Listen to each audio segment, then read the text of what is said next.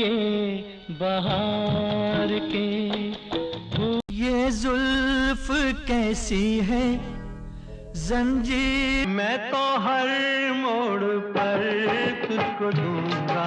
गुजर जाए दिन दिन दिन के हर पल गिन गिन, तेरी गलियों में न रखेंगे कदम।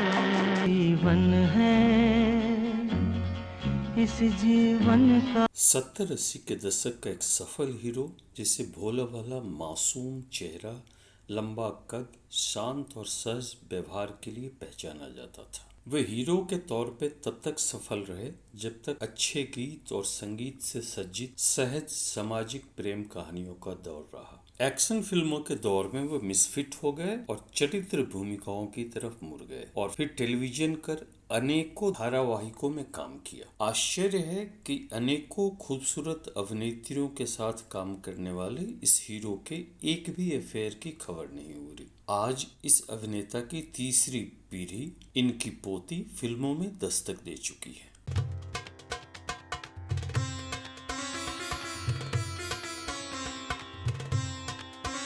जी हाँ दोस्तों, गुलिर फिल्मी अड्डा के वीडियो में हम बात कर रहे हैं 70-80 दशक के सफल हीरो अनिल धवन की, जो अपने सहज अभिनय से लाखों दर्शकों के चहेते बन बैठे और आज भी 73-74 साल की उम्र में अभिनय कर रहे हैं। अनिल धवन की पहली फिल्म 1970 में प्रदर्शित B.R. इसारा निर्देशित चेतना थी, जो कि अपनी कहानी और हीरोइन के बोल्ड अभिनय की वजह से बहुत चर्चित हुई। जीवन है एक भूल सजनवा बिन तेरे, और स्लीपर हिट साबित हुई।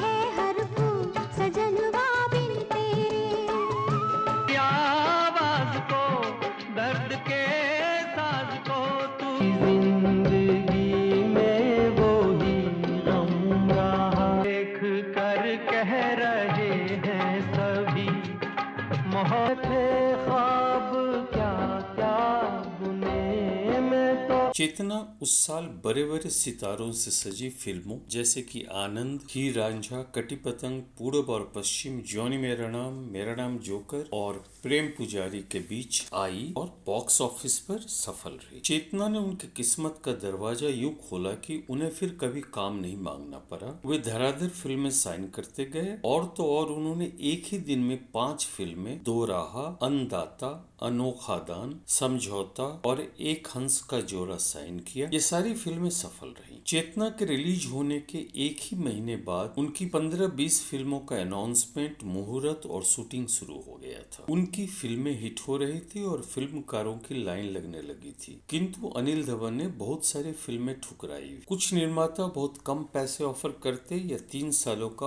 अनुबंध करना चाहते थे, पर उन्हें पैसे चाहिए थे और वे वह फिल्में करना चाहते थे जो तुरंत शुरू हो और जल्दी रिलीज हो जाए। 1971 में B.R. इसारा ने उन्हें मन तेरा तन मेरा में चेतना के रेहाना सुल्तान और शत्रुघ्न सिन्हा वाली जोड़ी के साथ फिर पेश किया। दो राह, जिसमें राधा सलूजा उनकी हीरोइन थी। डोले झुमका मोरा बोले प्यारा कंगना, तुम ही रहनुमा हो, मेरा कोई आएगा आज मोरे अंगना, आरा तो दो सहारा मुझे, मुझे उसकी हो जाऊंगी, उसमें हो जाऊंगी। प्यार की कहानी में अमिताभ बच्चन और एक खबर आई होने वाली है गंगाराम की सगाई, तनुजा उनके साथ थे। हमें ना भुलाना, तू ही आना जाना देना जाना, इसे सुनाना शादी का नतीजा मेरे सुने घर में। जय जवान जय मकान, जिसमें जया बहादुर उनके अपोजिट थी, उसी साल आई और बॉक्स ऑफिस पर सफल रही। 1972 में उनकी 6 फिल्में, जया बहादुर के साथ पिया का घर, कैसी होगी जिसकी तस्वीर ऐसी, ये न सोचो इसमें अपनी हार है कि जी, तुम तो मुझे पसंद हो,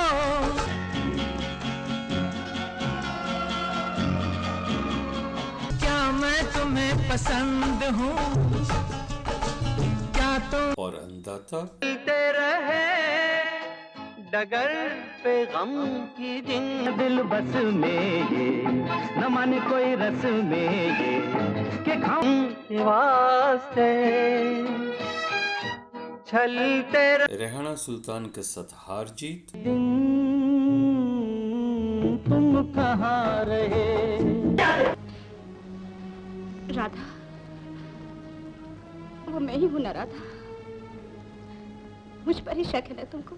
कमल, तो शिकवे प्यार करो, बैठो आंखें। राकेश पांडे के साथ अनोखा दान, मुनीम जी और तन्हाई आई, ये सारी फिल्में भी सफल रही। अगले साल 1973 में फिर 6 फिल्में, योगिता बाली के साथ यौवन और समझौता, उनकी पसंदीदा हीरोइन लीना चंद्रावरकर के साथ हनीमून,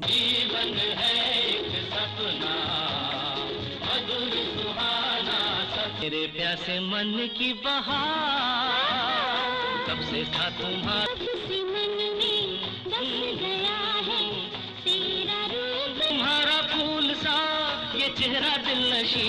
छोड़ो हम जो भी हैं, तुम्हें अब चांदी बरसे, दिन में बरसे। मौसमी चटर्जी के साथ गुलाम बेगम बादशाह, लोफर जिसमें धर्मेंद्र और मुमताज मुख्य भूमिकाओं में थे, ने दर्शकों का भरपूर प्यार बटोरा। 1974 में उनकी फिल्म हवस, जिसमें नीतू सिंह, रेखा उनके साथ थी, आई और सुपरहिट रही। मेरा मिलना समझ लेना एक सपना था। अगले साल 1975 में एक हंस का जोड़ा प्रदर्शित हुई, जिसमें जाहिरा उनकी हीरोइन थी। हमें याद कभी तुम कर लेना।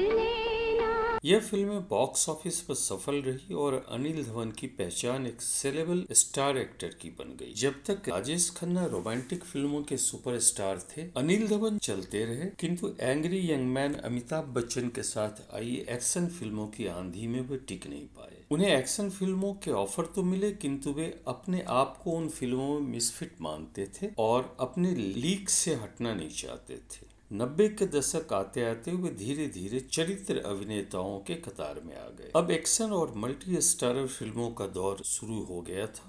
अनिल धवन के अनुसार डांस और एक्शन उन्हें पसंद नहीं था। कुछ लोग कहते हैं कि उनकी एक्टिंग क्षमता सीमित थी और फिल्मों की लगातार सफलता ने उन्हें अति आत्मविश्वासी और घमंडी बना दिया था। 1976 में उन्होंने 5 फिल्मों सिक्का, नागिन, जिंदगी, दुर्गा वाहिनी आदि में अभिनय किया। 1977 में वे चेतन आनंद के साहेब बहादुर में दिखे। 1978 में उनकी 3 फिल्में आई। 2 सालों के बाद 1980 में 2 फिल्में ओह बेवफा और बेकसूर आई। इस दौरान उन्होंने कुछ हॉरर फिल्मों जैसे कि दरवाजा और लाल कोठी में भी काम किया। अनिल धवन कहते हैं कि डरावनी फिल्मों में काम करने वाले वे पहले सुपरहिट हीरो थे। अपने 54 सालों के अभिनय सफर में 40 फिल्मों में हीरो और 60-70 फिल्मों में चरित्र अभिनेता के तौर पे उन्होंने काम किया। 2018 में रिलीज हुई अंधाधुन के पहले 5 सालों तक उन्होंने किसी भी फिल्म में काम नहीं किया। अब फिल्मों में काम था नहीं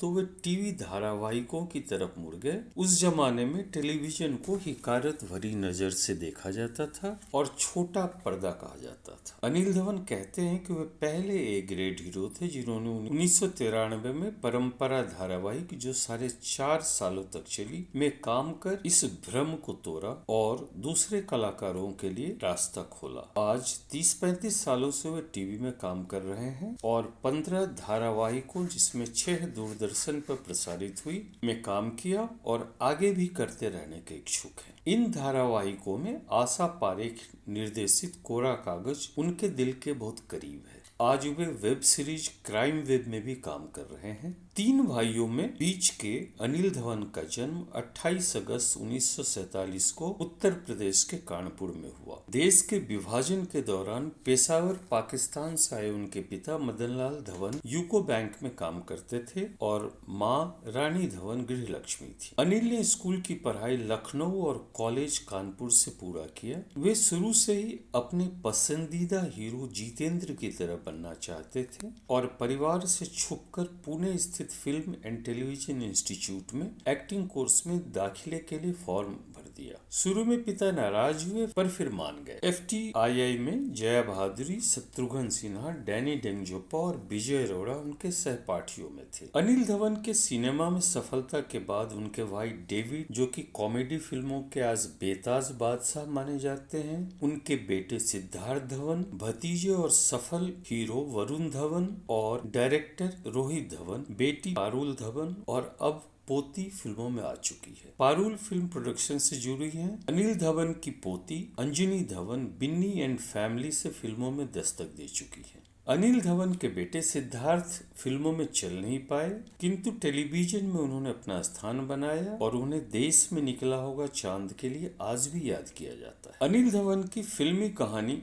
तो ठीक ही चल रही थी, किंतु उनके शादी की कहानी में बहुत सारी विसंगतियां और झोल है, किंतु उनमें भरपूर मसाला भी है। कहते हैं कि उनकी पहली मुलाकात दिल्ली में हुई जब रश्मि 17 और अनिल 21 साल के थे। रश्मि फिल्मों में काम करने के लिए विदेश छोड़ भारत आई थी। दोनों में पहली मुलाकात में ही प्यार हो गया। फिर रश्मि भी पुणे इंस्टीट्यूट आ गई और 2 सालों तक वे साथ रहे। अनिल डिप्लोमा मिलने के अगले दिन से ही चेतना की शूटिंग में लग गए, तो बॉम्बे में रश्मि भी उनके साथ रहती थी। कहते हैं कि उनके पास पड़ोसी उनके बारे में अक्सर तरह तरह की बातें करते थे और उन्हें आवारा समझते थे। जब अनिल की फिल्मी गाड़ी चल पड़ी तो 1973 में उन्होंने कुछ करीबी दोस्तों और परिवार के गिने चुने लोगों की उपस्थिति में शादी कर। रश्मि के परिवार वाले इस शादी में शामिल नहीं हो पाए, तो अनिल के दोस्त, गाइड और फिलोसोफर शत्रुघ्न सिन्हा ने उनका कन्यादान किया। उन्होंने शादी को गुप्त रखा क्योंकि वे बॉम्बे में इसका अनाउंसमेंट करना चाहते थे। एक दिन उन्होंने प्रसिद्ध फिल्म पत्रकार देवयानी चौबियाल को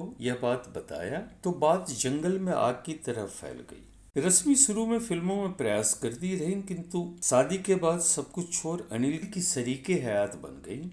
योगिता बाली के साथ उन्होंने 5 फिल्में, जया भादुरी के साथ 3, साधना के साथ महफिल जो 1981 में आई, आशा पारेख के साथ कोरा कागज धारावाहिक और अपने पसंदीदा माला सिन्हा के साथ जिंदगी में काम किया। अनिल धवन का कहना है कि मैंने जो भी चाहा मुझे मिला, मैं संतुष्ट हूँ। मैंने पुणे से बॉम्बे तक कई अच्छे दोस्त बनाए और उनसे मिलकर खुश रहता हूँ। अपने भाई डेविड धवन के उनको फिल्मों में नहीं लेने के बारे में वो कहते हैं कि डेविड कुछ अलग ढंग की फिल्में बनाते हैं जिसमें उनके लिए रोल निकलना बहुत ही मुश्किल है, और हाँ, जब उसमें रोल निकलता है तो डेविड उन्हें वह फिल्म अवश्य देते हैं और उन्होंने 3-4 फिल्में एक साथ काम भी किया है। गुलिर फिल्मी अड्डा धवन परिवार के लंबे और सफल जीवन की दुआ करते हैं। गुलिर फिल्मी अड्डा का वीडियो आपको कैसा लगा हमें अपने कमेंट के माध्यम से जरूर बताएं। अगर अच्छा लगा तो चैनल को लाइक, शेयर और सब्सक्राइब करें। धन्यवाद, शुक्रिया।